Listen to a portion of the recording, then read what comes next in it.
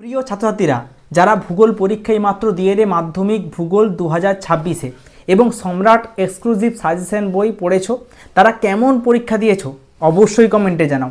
আর আজকের ভিডিওতে সম্পূর্ণ সঠিক সমাধান ভূগোলের তোমাদেরকে দেবো, কোশ্চেন পেপার সহ। তোমরা অবশ্যই পুরোটা দেখে নাও, কত নম্বর তোমাদের ভুল গেছে, কত নম্বর ঠিক হয়েছে সেটাও কমেন্টে জানাবে। বিশেষ করে তোমরা সঠিক উত্তরগুলি অবশ্যই মিলিয়ে নাও। এ হচ্ছে প্রশ্নপত্র।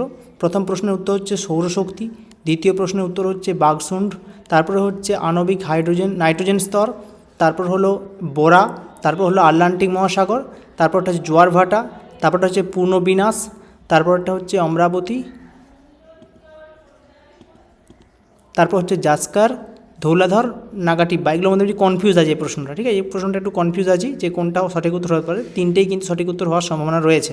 তারপর হচ্ছে দামোদর উপত্যকা পরিকল্পনা, তারপরটা জায়দ শস্য, তারপরটা হচ্ছে রেল ইঞ্জিন শিল্প, তারপরটা হচ্ছে মুম্বাই, তারপর হলো গাঢ় লাল, তারপরটা হচ্ছে এটা হচ্ছে প্রথমটা হচ্ছে শুদ্ধ, তারপরটা অশুদ্ধ, তারপরটা হচ্ছে শুদ্ধ, তারপরটা অশুদ্ধ, তারপরেরটা অশুদ্ধ, তারপরে শুদ্ধ, তারপরে অশুদ্ধ। তোমরা অবশ্যই মিলিয়ে নাও। নেক্সট এখানে চলে আসছি, এটা হচ্ছে হ্রাস হয়, তারপরটা বাজাদা, এটা হচ্ছে দক্ষিণ গোলার্ধ, এটা হচ্ছে মুখ্য জোয়ার, এটা হচ্ছে সিএফসি, এটা স্টেপ, এটা বায়োডিগ্রেডেশন।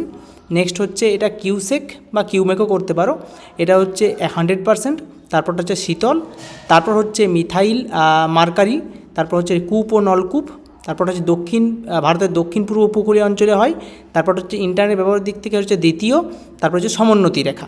মিলিয়ে নাও ভালো করে। নেক্সট পরে চলে আসছি স্তম্ভগুলাও, ছোটনাগপুর হচ্ছে পরেশনাথ, অসম হচ্ছে বরদইছিলা, হিমালয় হচ্ছে পাইন, চিকমাগলুর হচ্ছে কফি। হয়ে গেল। আবার 2 নম্বরের প্রশ্ন দেখো, খুবই সহজ এসছে। আশা করছি তোমরা এগুলো সমস্ত কমন পেয়েছো, দেখতে পেয়েছো। প্রশ্নপত্র দেখে নাও একবার। এখান থেকেও দেখো নদীর সঞ্চয় কার্য খুব সহজ, এবং একই সঙ্গে চলে আসছি জলবায়ুর প্রভাবগুলি। এই যে এটাও খুব সহজ প্রশ্ন, এই দুটো প্রশ্নই খুবই সহজ। তারপর চলে আসছি এখানে এই দুটো প্রশ্ন, যে দুটো আমি দাগ দিয়েছি দেখো, চা উৎপাদন অনুকূল ভৌগোলিক পরিবেশ, এটা আমি সাজেশনেও বলেছিলাম। পূর্ব ভারতের লৌহ ইস্পাত শিল্পকেন্দ্র, এটাও বলেছিলাম, ঠিক আছে? এই প্রশ্নগুলো চলে এসছে, খুবই সহজ। আচ্ছা, এখানে চলে আসছি আমাদের মানচিত্র, কন্যাকুমারিকা সহজ, লাদাখ, গোদাবরী, চিল্কা, উত্তর ভারতের বৃষ্টির ছায় অঞ্চল, মৃত্তিকা ক্ষয়ের সংজ্ঞা, এগুলোই রয়েছে। আর বাকি দাঁড়াও 1 মিনিট,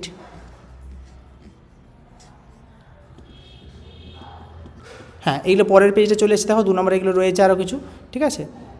এখানে 3 নম্বরের প্রশ্নগুলো শুরু হয়েছে, 3 নম্বরের প্রশ্নগুলো ওই পেজটা আগে চলে গেছে, ঠিক আছে?